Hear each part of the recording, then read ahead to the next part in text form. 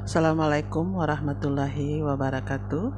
Baiklah, kita mulai pembelajaran pagi ini bersama Ibu Erlina Metia.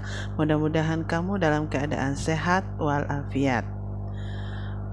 Materi pelajaran PKN yang bagian C masih berjudul Pembukaan Undang-Undang Dasar Negara Republik Indonesia tahun 1945. Mengenai tujuan pembelajarannya bisa kamu baca sendiri ya. Kemudian kita lanjut, yang bagian C yang akan kita bahas adalah sikap positif terhadap pokok-pokok pikiran pembukaan Undang-Undang Dasar Negara Republik Indonesia tahun 1945. Jadi kita akan melihat contoh pokok pikiran persatuan dalam lingkungan keluarga, yaitu seperti apa ya, menghargai sesama anggota keluarga. Jadi kita sesama anggota keluarga harus saling menghargai ya. Apalagi kita yang lebih muda, menghargai yang lebih tua daripada kita ya. Menjaga sesama anggota keluarga. Kalau kita satu keluarga adalah ibaratkan satu badan. Satu sakit, semua merasakan sakit. Kita harus hidup rukun, damai, dan kita harus sopan dan santun terhadap keluarga kita. Setelah itu kita juga harus sopan santun terhadap warga masyarakat. Ya, baik dengan keluarga inti maupun saudara-saudara dari orang tua kita. Ya, nah, itu contoh pokok pikiran persatuan dalam lingkungan keluarga. Kita lanjut ya. Pokok pikiran persatuan dalam lingkungan sekolah ya. Di sekolah kita harus menjaga persatuan dan kesatuan. Jangan terjadi hal-hal yang tidak diinginkan, yaitu berteman dengan semua orang tanpa membeda-bedakan latar belakang. Oh, dia adalah seorang yang kaya, dia adalah seorang yang miskin, ya, dia adalah orang yang tidak mampu, anak KJP.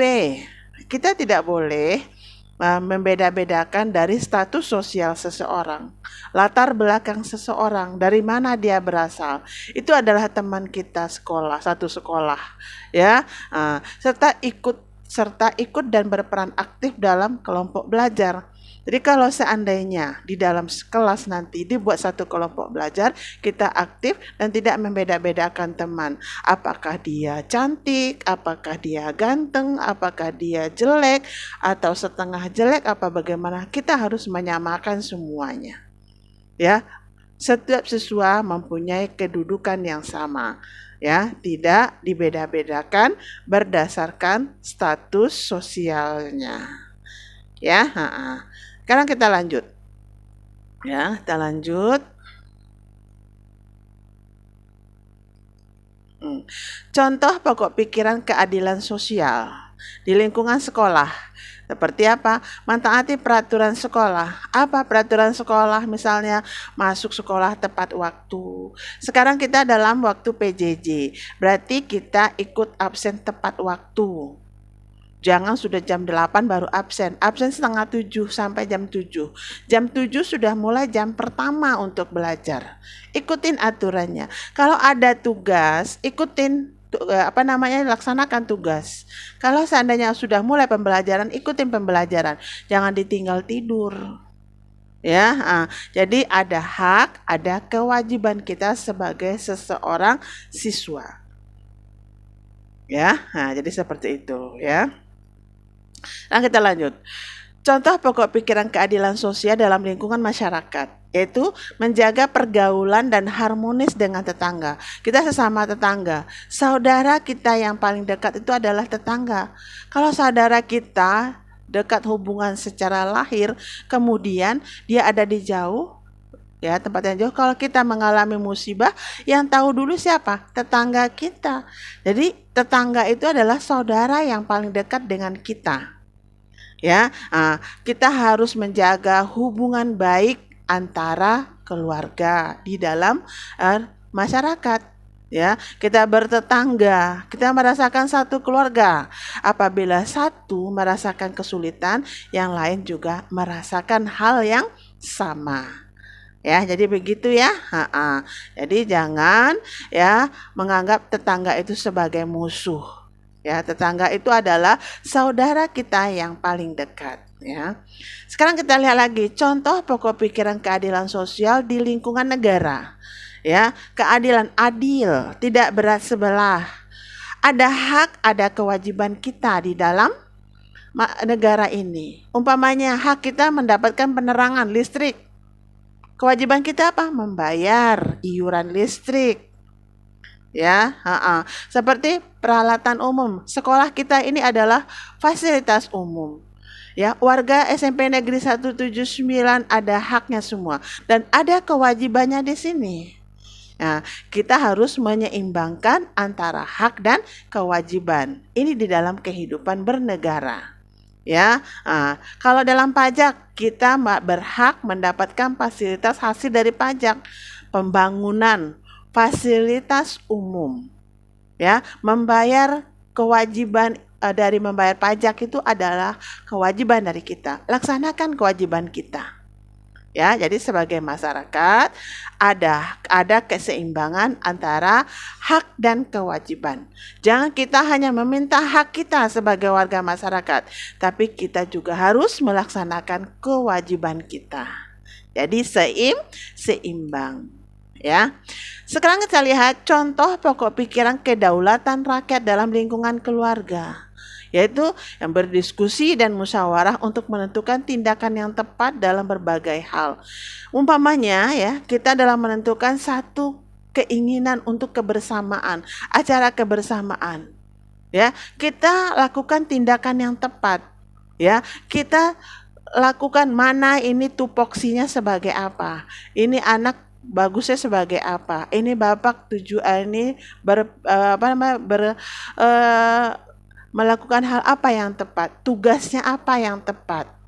Ya, jadi kita semua bekerja sama. Jangan hanya kita hanya duduk-duduk saja, semuanya terlibat karena kita merasa satu keluarga. Jadi kalau seandainya ada pun permasalahan diselesaikan secara bersama. Ya, karena kita merasa satu keluarga. Saya contohkan lagi pokok pikiran kedaulatan rakyat dalam lingkungan sekolah. Ya, melakukan musyawarah dan mufakat untuk menyelesaikan masalah-masalah, ya, menghargai pendapat teman dan diskusi kelompok. Umpamanya kamu ada di pengurusan OSIS, ada satu masalah, kamu punya hajatan, umpamanya adanya pensi. Diadakan pensi pasti ada tahap-tahap yang harus dilakukan. Di dalam tahap-tahap itu pasti ada masalah akan muncul. Bagaimana kita menyelesaikan permasalahan yang ada? Bagaimana supaya bisa menghargai pendapat teman? Itu dituntut dalam penyelesaian kedaulatan rakyat, kekuasaan daripada rakyat. Keputusan yang kita pakai apabila dalam suatu permasalahan tersebut adalah yang kita pakai kesepakatan bersama.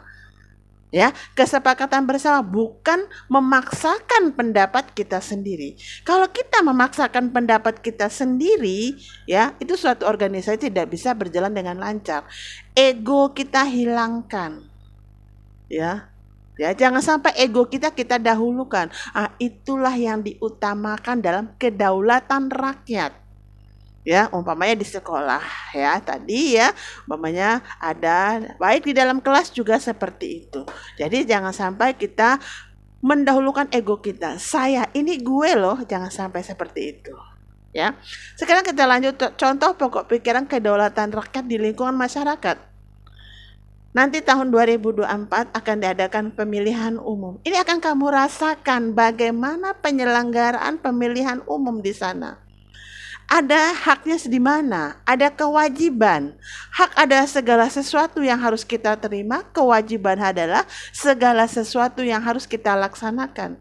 Di pemilihan umum tersebut hak kita apa? Memilih siapa yang cocok buat kita. Kewajiban kita apa? Ya, menjadikan pemilihan umum ini sebagai ya pesta demokrasi yang bisa aman, tertib, damai. Jangan menjadikan suatu permasalahan baru muncul di sana. Ya, walaupun kita berpesta, tapi kita ada hak, ada kewajiban kita. Atau bisa juga dalam penyelenggaraan pemilihan RT. Nah, apabila pendapat kita, siapa yang kita jagokan tidak terpilih, kita legowo. Ya, kita legowo dalam rangka apa? Dalam rangka meningkatkan daripada ya keakraban di antara kita dalam lingkungan masyarakat. Supaya kedaulatan atau kekuasaan rakyat tetap diutamakan, keputusan bersama tetap kita junjung tinggi. Supaya apa? Supaya ya masyarakat kita ini tetap aman, damai dan sentosa. Ya, seperti itu. Ya, kemudian ya kita lihat contoh pokok pikiran kedaulatan rakyat di lingkungan negara, ya, membantu penyelenggaraan pemilihan umum. Apabila pemilihan umum dilaksanakan, kamu membantu menjadi kepengurusannya, menjadi ketuanya, atau menjadi pelaksananya, agar pemilu itu bisa berjalan dengan lancar.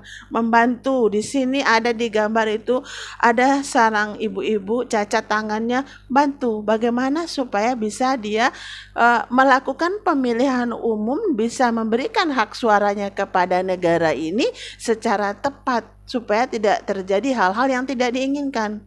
Nah, itulah kita harus membantu, ya, menjalankan hak pilih kita masing-masing, ya. Sekarang kita lanjut, ya. Lanjut, contoh dari pokok-pokok pikiran ketuhanan yang Maha Esa. Ya, Tuhan yang Maha Esa di lingkungan keluarga. Kita harus rajin beribadah, ya. Kita harus menghormati orang tua, menjaga toleransi antar umat beragama. Karena kita merasa satu keluarga, satu saudara, ya kita harus menjalankan perintah, ya.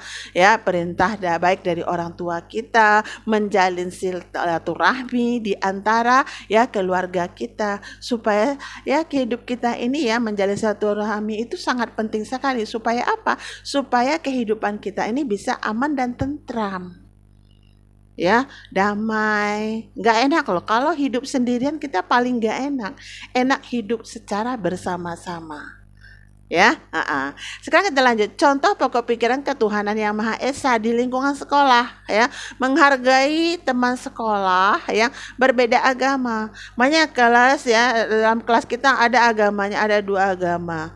Kalau ada 2 agama, kita sering menghargai, agamamu untukmu, agamaku untukku. Jalankanlah ibadah kita sesuai dengan hati nurani kita masing, kepercayaan kita sendiri.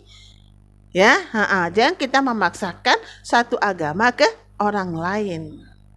Ya, jadi agamamu untukmu, agamaku untukku. Laksanakanlah ibadah kita.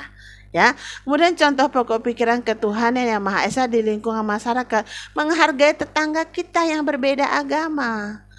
Ya, mulai Lebaran, ya, menghargai. Ya, dia beragama Muslim, kita menghargai, maka memberikan makanan yang kita punya. Ya enggak, merasakan dia. Dia juga kalau seandainya ada saudara kita yang tetangga kita Natalan, dia juga menghargai kita. Bagaimana caranya? Dia memberikan makanan, berbagi kebahagiaan. Ya, itu adalah suatu ibadah loh. Ya, suatu ibadah bagi kita untuk menjalani hidup ini. Jadi hidup ini kita ini akan menjadi enak, enjoy kata bahasa kamu, supaya apa? Supaya kita itu aman, tentram di lingkungan masyarakat. Ya, kemudian kita lanjut, ya. Contoh pokok pikiran ketuhanan yang Maha Esa di lingkungan negara, bertoleransi terhadap orang lain yang berbeda agama. Kita berbeda agama nih, menghormati kita, menghargai.